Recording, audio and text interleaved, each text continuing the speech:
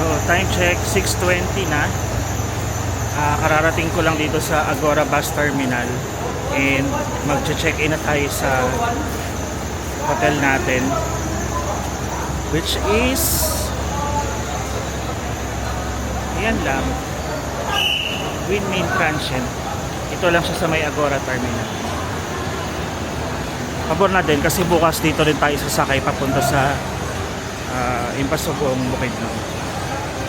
Check-in muna tayo. So, isa tayo. Isang mabilisang room tour.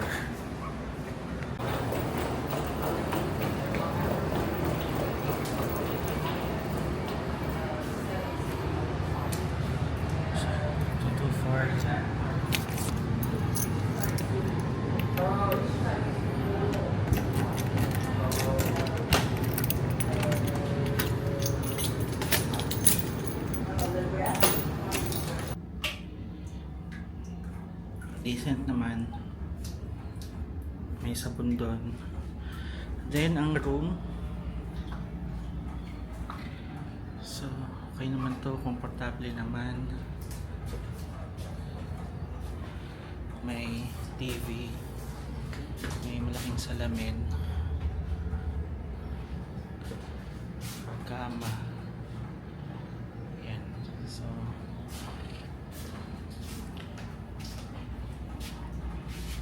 So this is our room hanggang mga 4 AM bukas, kasi 4 AM sasakay na tayo ulit ng bus papunta sa Bukidnon sa Impasugong. Then doon na tayo pipick upin ng tour guide natin para sa Bukidnon trip natin. So pahinga muna. So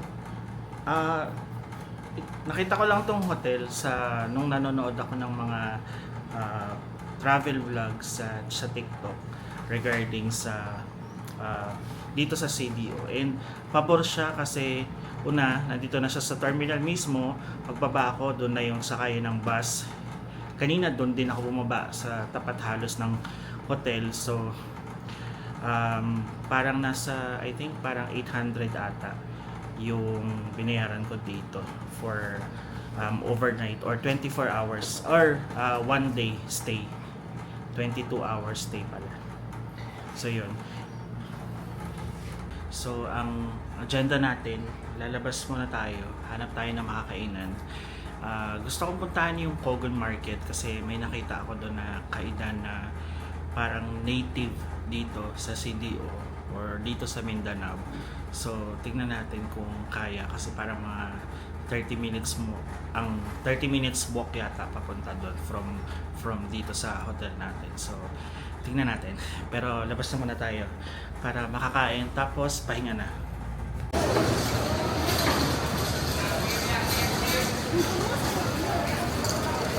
Sasakay tayo ng tricycle papunta sa Kogon.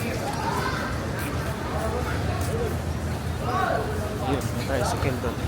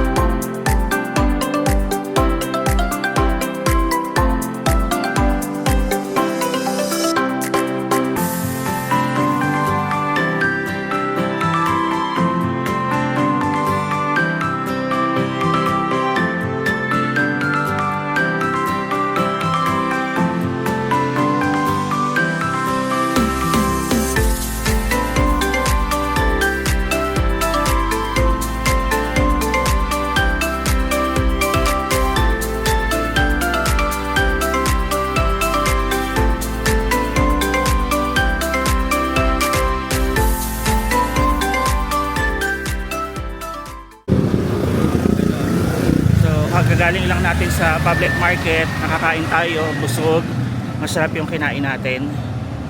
Ngayon naglalakad tayo pabalik ng hotel. Hindi na tayo magta-tricycle kasi parang 30 minutes walk lang naman, malapit lang.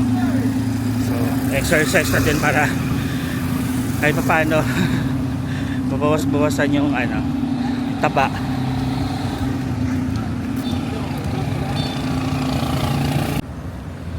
So yun, nakita ko lang siya sa nakita ko lang sa isang video yun na nagpunta sila sa Kogon Market para doon, parang authentic na pagkain dito. Para siyang curry, pero may mas maanghang, tsaka parang lahat ng like isda, gulay, may ganon. Para siyang may niyog na may curry, ganon. Pero masarap bilang kumakain naman ako ng mga maanghang na pagkain. So kapag nagawi kayo dito sa CDO, dito sa downtown, at kaya nyo naman pumunta sa Kogon, daanan nyo na siya para mag-ialat nyo yung isang meal nyo na doon kayo kakain. Lalakad pa tayo. Balikan ko kayo pag nasa hotel na tayo. So time check, 3:45. Paano tayo ng hotel para kumakay ng bus going to Bukidnon. So let's go.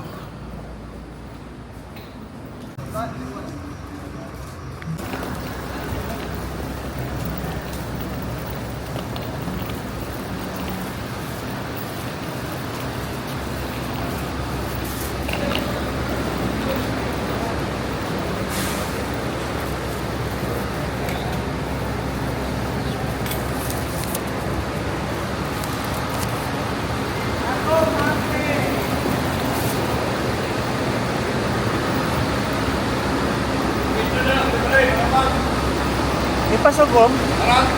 Tourism? Opo. Paalis na yan, kuya? Paalis na yan. 5 minutes. Balik ba yung passer? Kahit sa na lang.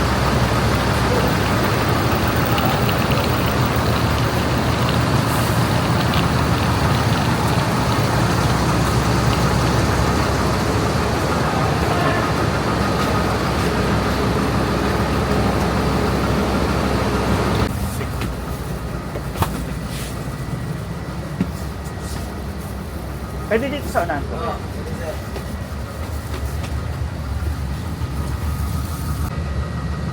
So dito tayo sa bus. Parang tayo yung unang pasahero. So sabi in 20 minutes daw aalis. So tignan natin.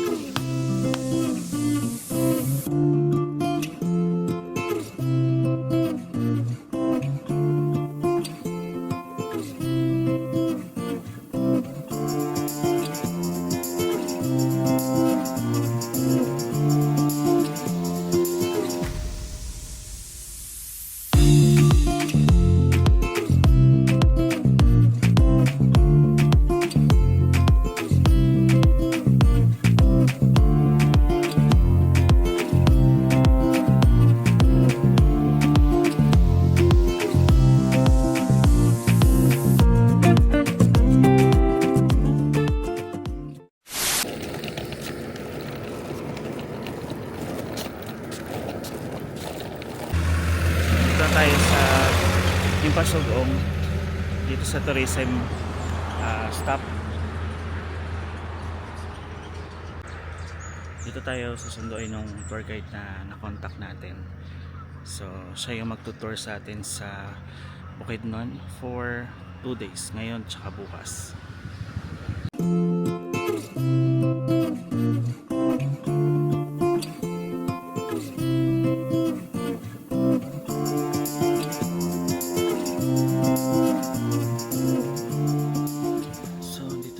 sa unang stop ng ating tour, which is yung Communal Ranch. May entrance fee na 70 pesos pagpasok mo dito. Then yun, yung kung gusto mo ng horseback riding, 250. Pero kung gusto mo ng picture lang na nakasakay sa kabayo, 50 pesos. Meron ding mga nag-offer dito ng drone services kung gusto nyong magpakuha ng drone. So yun, thank you dahil sobrang ganda ng panahon.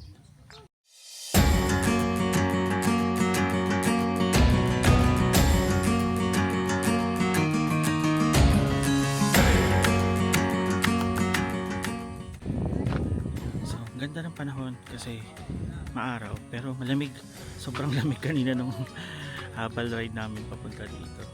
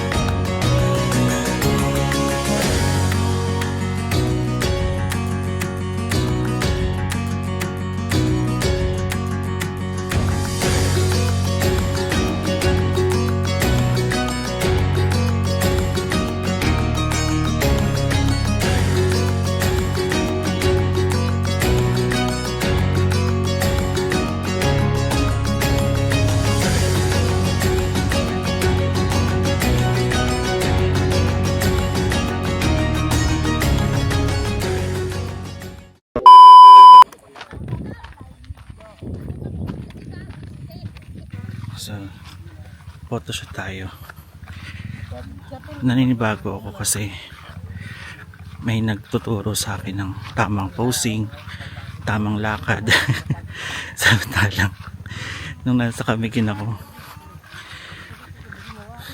tripod lang yung inaasahan ko.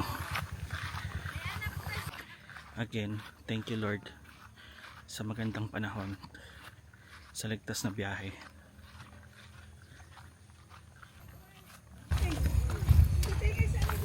Sasakay tayo ng kabayo pero magpipicture lang tayo.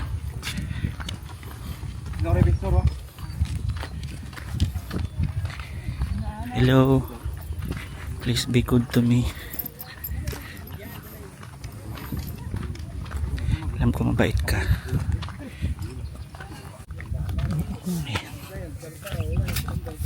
Okay lang to.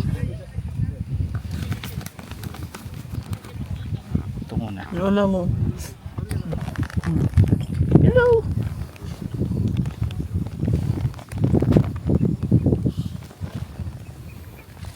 Dito tayo sa horsing.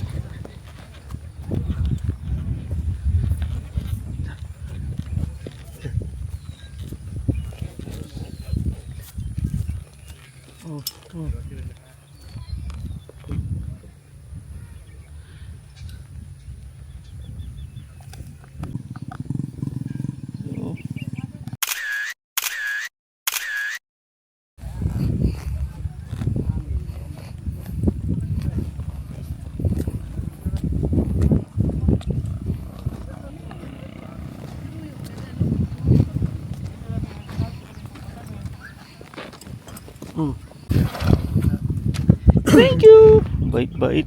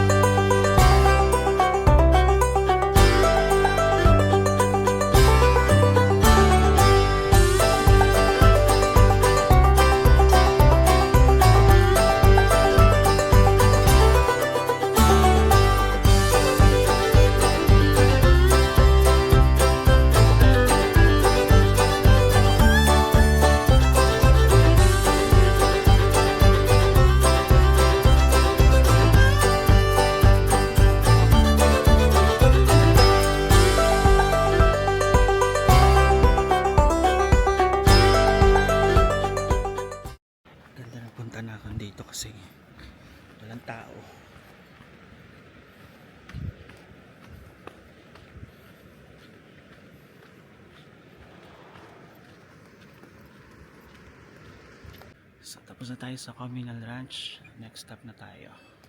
Let's go.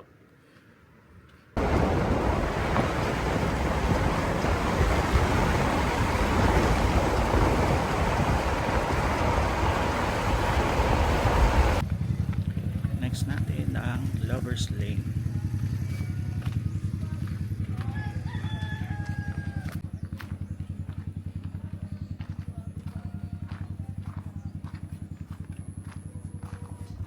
One, two, three, go. Oh.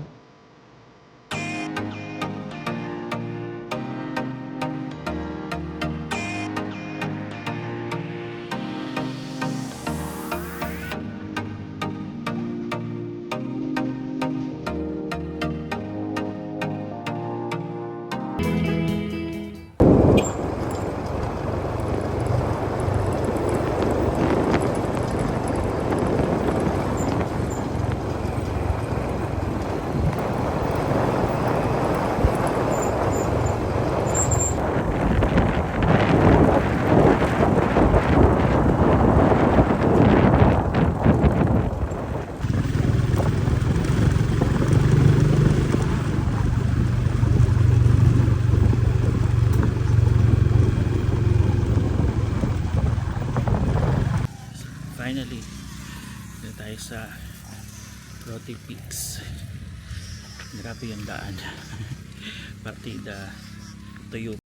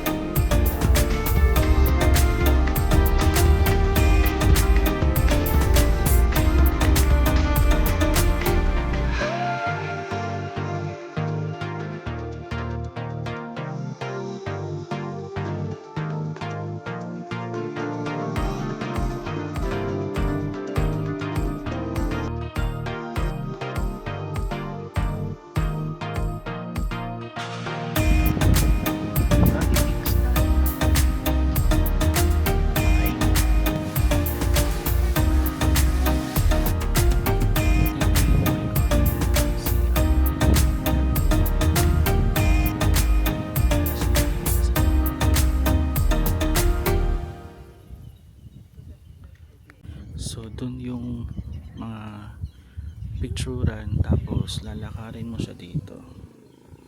Yan.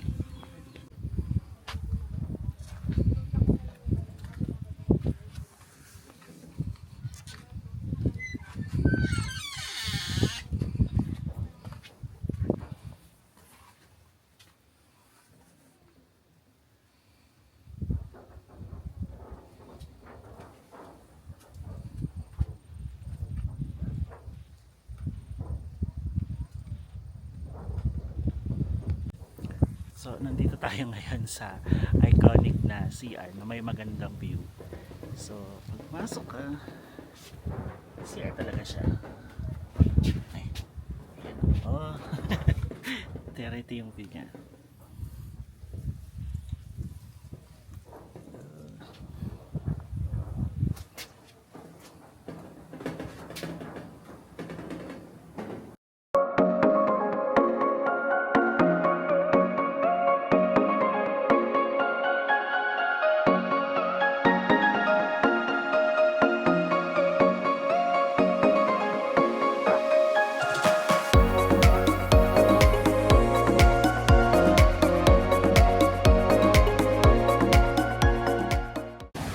So, ito yung Pinaanan Bridge.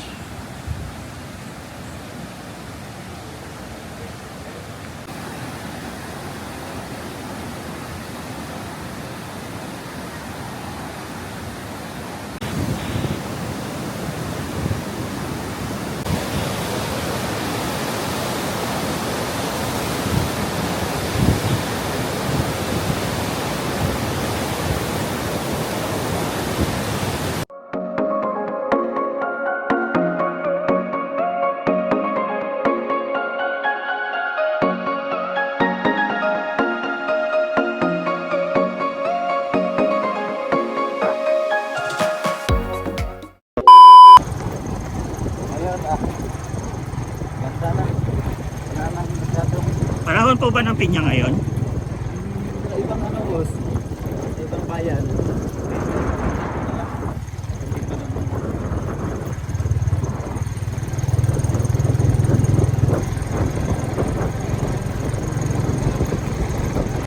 So, finally, andito na tayo sa ating accommodation, which is the cliffside glamping and camping.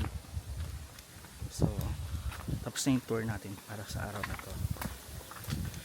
So, papakita ko sa inyo yung itsura ng ating tutuluyan ngayong araw.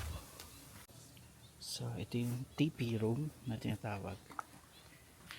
And dito tayo. So, para siya may tent na bubuksan mo lang.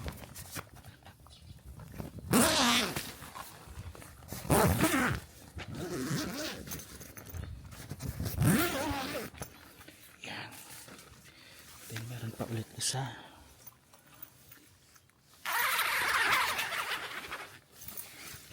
Tiyanan. Ito na yung room natin. So, dito na yung gamit natin kanina. Na-tape natin. So, hindi ko alam paano bubuksan yung ilaw. So, yan. Meron parang mini lamesa dito. Upuan pala. Slippers. May payong. Then, ito yung bed. Parang double size bed. Tapos, may kulambo. Yan. May fan. Switch natin yung ilaw. Ito yung tuwalya natin tsaka kumot. And shared restroom pala to. So, nakuha ko siya ng 1,500. Mag-message lang kayo sa Facebook nila